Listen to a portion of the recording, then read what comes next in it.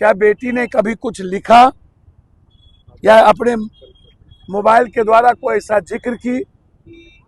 जो सर्च करेगी नशा के टैबलेट का वो कुछ लिखेगी कि वो परेशान क्यों है, क्या कारण है वो परेशान है। आपने वो भी नहीं बताया। अस्पताल कौन ले गए? और अस्पताल में ले जाने के बाद एक बार परिजन मिले, बेटी ने मुड़ी हिलाई, उसके बाद परिजन को निकाल दिया गया। फिर वो बेटी होश में नहीं आई, मैदानता में नहीं होश में आया, नहीं परिजन को देखने दिया गया। वीडियोग्राफी हुई तो उनको सूजन है, उनको चोट है जंघे पर, अन्य जगहों पर, परिजन में भी देखा तो वो चोट कहाँ से आई? क्या लगता है सर, क्या हुआ उसके साथ? क्या सर होना क्या चाहिए, क्या लग रहा है कि इसके पीछे? नहीं, उसके बाद पोस्टमार्टम रिपोर्ट आया नहीं, कुछ भी ऐसा हुआ नहीं। और आप कह रहे हैं कि नशे में, तो क्या 5 दिनों से जब अस्पताल में गई और अस्पताल में जाने के बाद वो बिल्कुल चेतना अवस्था में कुछ थी, तो क्या उनको वो नशा उनको इतना हॉबी था? कौन सी टैबलेट थी? आपने गिरफ्तार किया दुकानदार को? आपने देखा कि प्रिकॉशन से लेके वो गई कि नहीं हमारी बेटी? नहीं गई तो उनको टैबलेट कैसे दिया? यदि वो टैबलेट नहीं लाया तो टैबलेट लाया कौन? किसने बाध्य किया? इसमें कौन कौन बड़ी मछली लोग हैं? अभी जो पटना में कोई हॉस्टल, किसी भी घर की बेटी सुरक्षित नहीं है, किसी भी समाज की बेटी सुरक्षित नहीं है।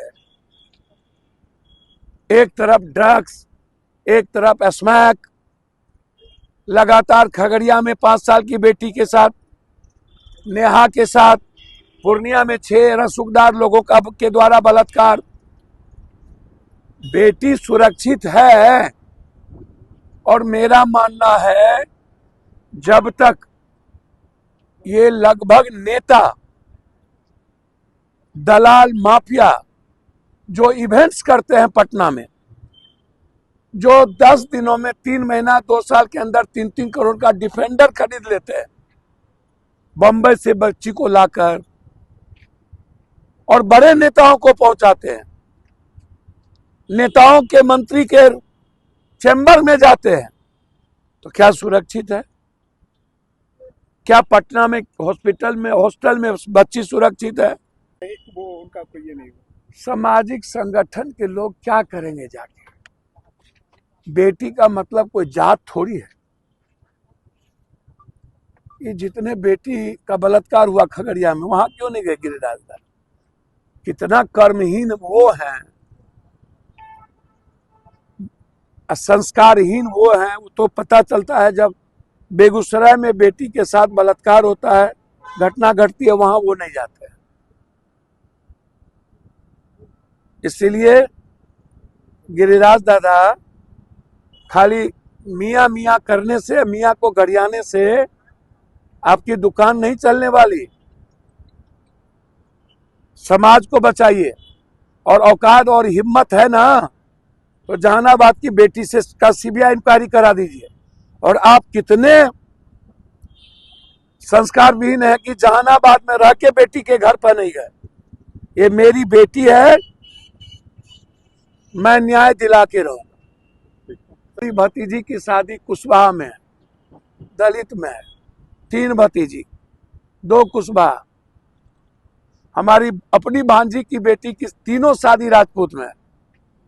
हमने कहा यदि सनातन को तुम मजबूत करना चाहते हो तो सभी जाति के लोग हिंदू में जितने हैं एक दूसरे से शादी ब्याह करो। जादव, कुर्मी, कोयरी, राजपूत, भूमिहार, ब्राह्मण, हम लोग एक दूसरे में गरीबों के बीच में शादी ब्याह करें, तभी ना सनातन मजबूत होगा। इसमें ना बेटी का सवाल है, ना बेटा का सवाल है। इसमें सवाल है कि हम लोग एक हो। हमारे घर में सबके घर सबसे शादी है। हमारी अपनी मौसेरी बहन की शादी भूमिहार, कोई दलित में है, क्या दिक्कत है?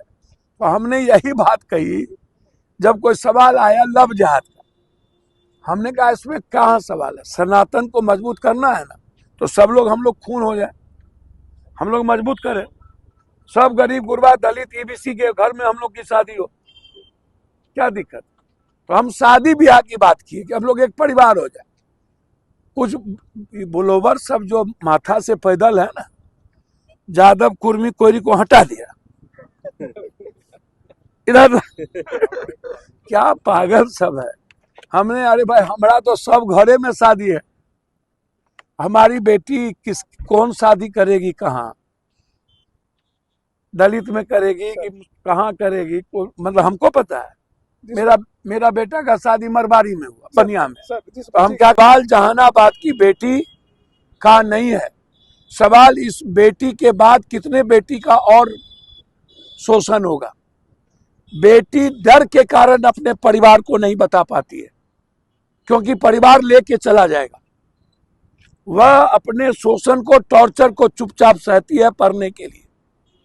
4.5 नंबर ये लाई थी नीट्स में, वो आत्महत्या करेगी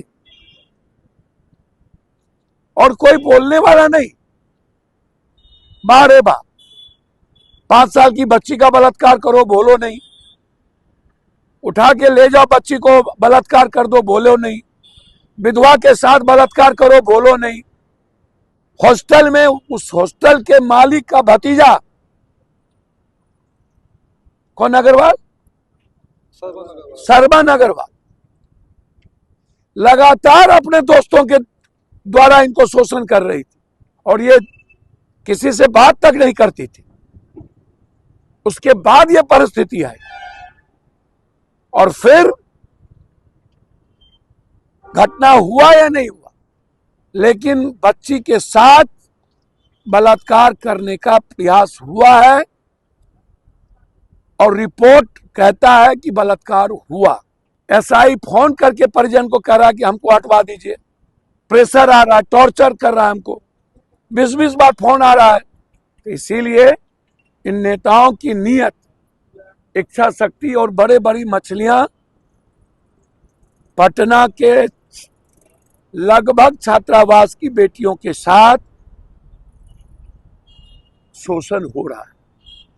कोई रेगुलेटरी बॉडी नहीं है छात्रावास पर, कोई अकाउंटेबिलिटी नहीं है छात्रावास पर। कौन मॉनिटरिंग कर रहा है?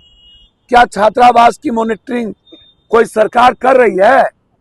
क्या मांग है सर? और सीबीआई इंक्वायरी। आपका अगला कदम क्या होगा? CBI inquiry. अगर नहीं होता है तो फिर हाई कोर्ट जाएंगे और 28 जनवरी को जो हाउस खुलेगा, 2 दिन के छुट्टी के बाद पहला राष्ट्रपति अभिभाषण में पप्पू यादव के द्वारा इस बच्ची के न्याय के लिए सवाल है।